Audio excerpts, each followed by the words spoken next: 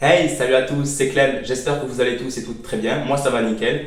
Et aujourd'hui on se retrouve pour la présentation d'un manga. Il s'agit de Karakuri Circus. Donc on va pouvoir passer dans un premier temps à la présentation de l'œuvre et de son auteur. Puis nous verrons donc le scénario et nous finirons par les thèmes abordés, les différentes questions qui sont amenées au lecteur. Et voilà, pour voir si le manga est profond ou non. On est parti sans plus attendre avec la présentation générale. Faisons d'abord un point sur l'auteur qui est Kazuhiro Fujita. Alors Kazuhiro Fujita est entre autres connu pour Karakuri Circus, Moonlight Act et aussi ou encore Usho Totora, mais voilà, il a un certain nombre de mangas à son actif, il a aussi d'autres titres chez Kiun.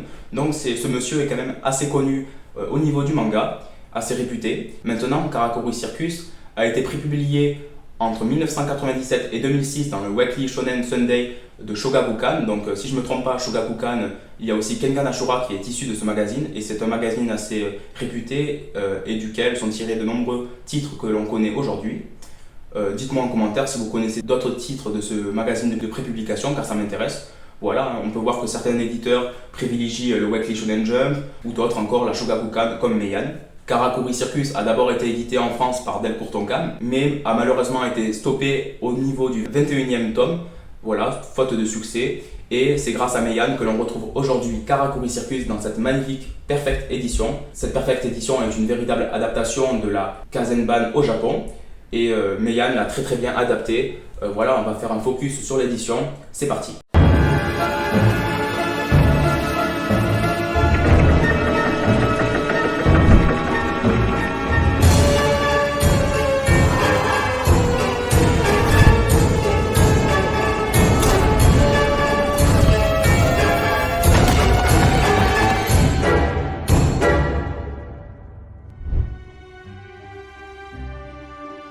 Voilà, ici vous avez la première de couverture avec donc un petit rabat là comme ça et dessous le personnage qui est au centre de ce tome ou du moins qui a été choisi pour la couverture de ce tome-ci. Donc vous pouvez choisir d'utiliser la couverture cartonnée ou simplement la couverture, le tome classique, voilà, sans sa jaquette en surbrillance et avec différents effets qui ont été ajoutés par Meian.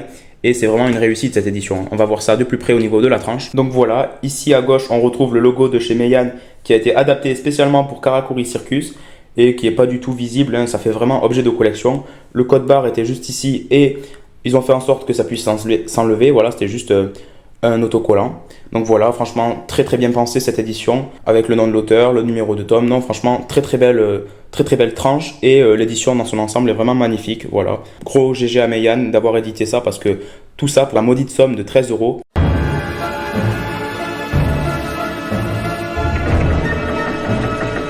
Concernant maintenant le scénario, je vais essayer de vous l'expliquer avec mes propres mots et vous pourrez, de votre côté, aller voir donc, le scénario qui a été écrit par exemple sur Manga Collect ou tout simplement sur internet. Voilà. Donc pour moi, Karakuri Circus raconte donc une histoire qui va être centrée autour de deux personnages. D'un côté, Narumi, que l'on retrouve dès les premières pages dans la peau d'un clown, voilà. Et on va vite comprendre qu'il doit faire rire les autres pour survivre. En fait, voilà, tout ce que je vais vous expliquer ici ne contiendra aucun spoil. En fait, Narumi a une maladie qui fait qu'il meurt s'il ne fait pas rire les gens. Et vous allez voir que malheureusement, il ne fait pas rire beaucoup de monde et c'est donc difficile. Il va donc apprendre à vivre avec cette maladie. Puis voilà, il va croiser le chemin de notre protagoniste qui s'appelle Masaru, qui lui a hérité d'une fortune colossale et qui va donc essayer de s'adapter aussi à son bagage. Voilà. Donc c'est de cette rencontre entre Masaru et Narumi que l'histoire commence et vous découvrirez donc ce qui va se passer et il y a beaucoup de choses qui se passent, ça va très vite en lisant le manga. Ensuite, comme son nom l'indique, ce manga va prendre plus ou moins place dans l'univers du cirque, donc vous retrouverez pas mal d'éléments du cirque, mais ce n'est en aucun cas dérangeant si vous n'êtes pas attiré par ce milieu. Pour vous dire, moi, c'est vraiment pas quelque chose qui m'attire particulièrement et j'ai pris vraiment ce manga pour être curieux et au final je ne regrette pas du tout parce que c'est vraiment une super décision que j'ai eue car j'ai au contraire adoré et je me suis attaché justement à cet univers du cirque qui néanmoins prend place après l'arc introductif qui est lié à Masaru principalement mais qui prend place donc dans les prochains tomes. Voilà, car Meian a sorti les 4 premiers tomes d'un coup et la suite sort donc en octobre et j'ai très hâte parce que voilà, j'ai lu les 4 premiers tomes, j'ai adoré. Maintenant on va pouvoir passer aux qualités. Donc aux dessins, aux thèmes qui ont été décrits dans ce manga, et voilà. Et aussi finir donc avec la conclusion pour vous dire pourquoi j'aime ce manga. Au niveau du dessin, c'est très bien dessiné, on sent que c'est maîtrisé par Fujita, et ça fait pas du tout vieillot, c'est-à-dire que voilà, c'est un manga qui date des années 2000, même ça a commencé à être prépublié en 1997, donc c'est un manga qui date, hein, et pourtant ça ne m'a pas du tout dérangé, au contraire j'ai vraiment adoré, et j'ai trouvé quelque chose que je n'avais jamais lu jusqu'à maintenant, un style de dessin vraiment particulier, avec pas mal de jolis décors aussi, mais c'est surtout les personnages, le chara-design de Fujita que j'ai adoré, et que j'aimerais beaucoup voir dans notre manga, voilà. C'est pour ça que je vais m'intéresser à Moonlight Act aussi. Mais le problème, c'est que Moonlight Act n'est toujours pas édité, ou du moins est en rupture de stock par Kazé. Et donc c'est impossible pour moi de le trouver, à moins de me ruiner. Et voilà, c'est pas normal qu'on retrouve des tomes à plus de 80 € je crois. Tout simplement parce que ce n'est plus édité ou plus imprimé. J'espère donc une réédition pour pouvoir me lancer sur un autre titre de Fujita. Revenons à nos moutons. Donc oui, c'est très bien dessiné. Et c'est sublimé par les pages couleurs qui sont vraiment magnifiques, ou tout simplement l'édition grand format de chez Meian. Je vais donc vous montrer désormais quelques petites images couleurs qui ne spoilent pas du tout, puisque c'est les toutes premières que l'on retrouve au tout début du manga, du tome 1.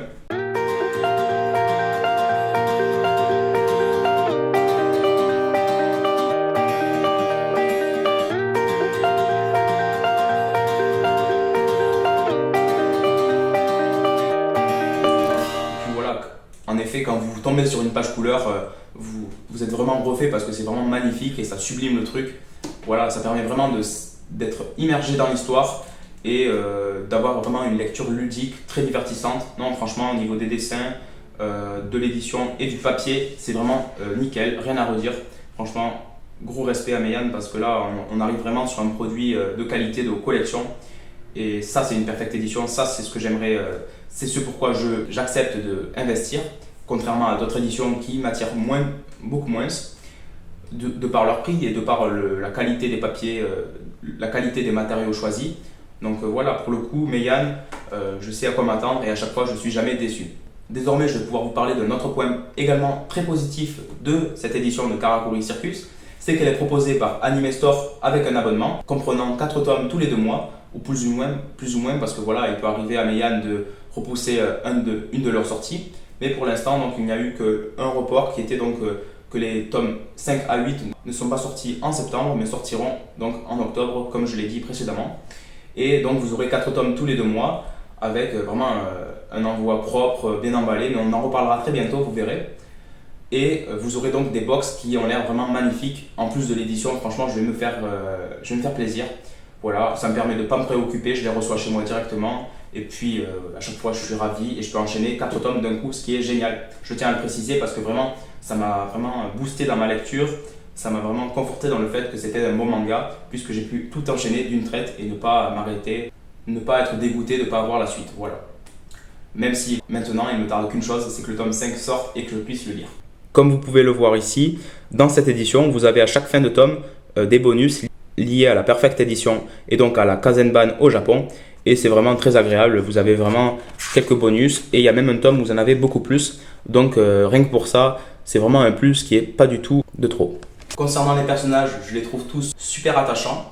Mais je vous avoue que mon affection va principalement vers Masaru et Narumi, qui sont quand même les plus développés, du moins pour l'instant. Et je trouve même que Masaru est de mieux en mieux développé. Donc j'attends de voir un peu le développement de Narumi par les tomes d'après.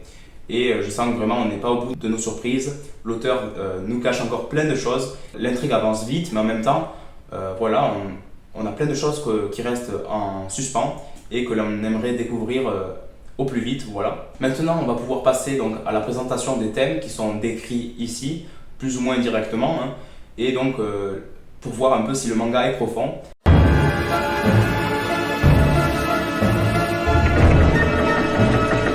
Donc je ne vais pas mettre plus de suspense qu'il ne faudrait.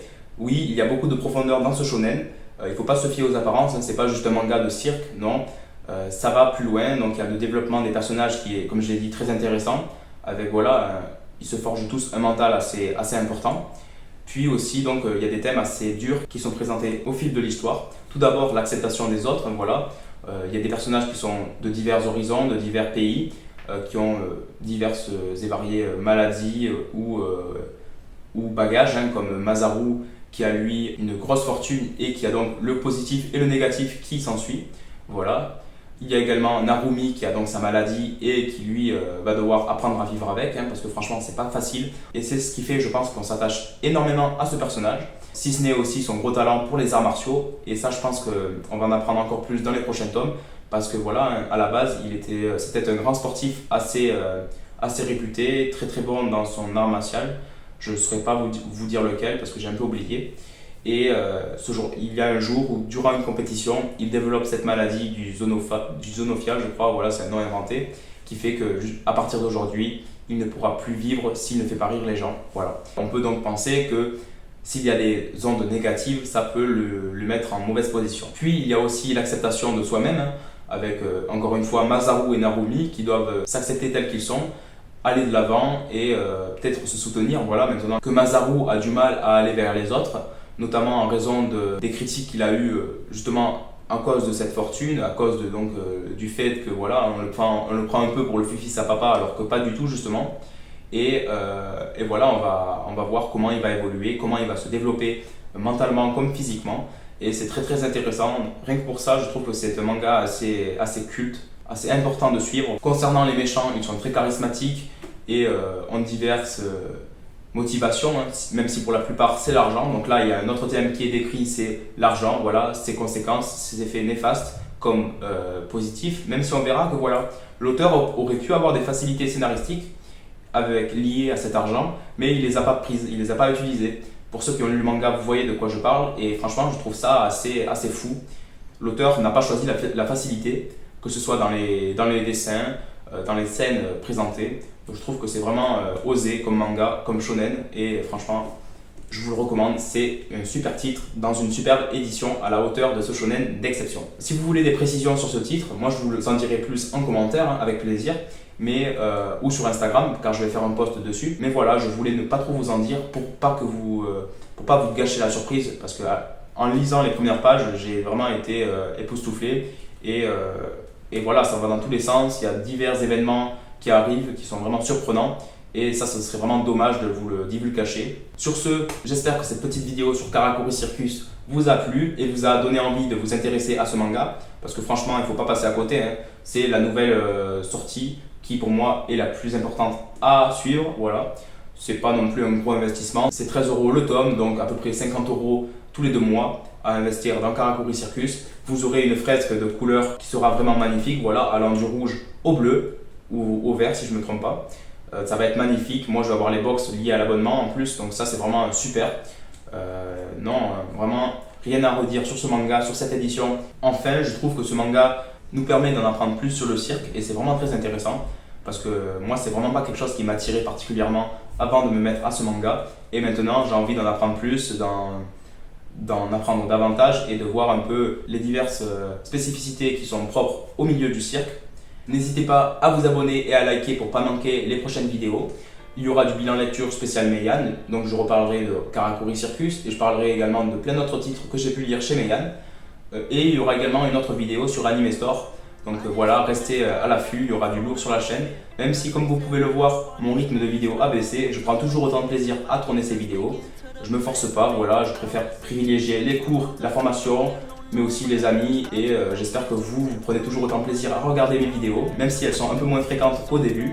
Voilà, ça n'empêche qu'aux 500 abonnés, il y aura une grosse annonce, donc n'hésitez pas à vous abonner également pour ça, ou tout simplement pour suivre mon contenu. Aussi, j'en profite pour vous dire qu'il y aura un vlog prochainement, donc je vais me régaler, ça va être incroyable.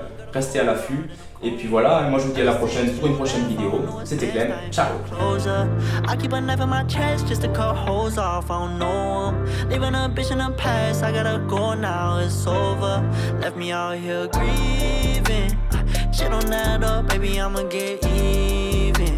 It's a cold world, baby, and I'm just getting heated. So I'm the only one I ever really needed. I gotta find a way out of this fucking position. I stay with a gang and don't stress by no bitches. I took all my pain and I put it in records. They turn up the speaker.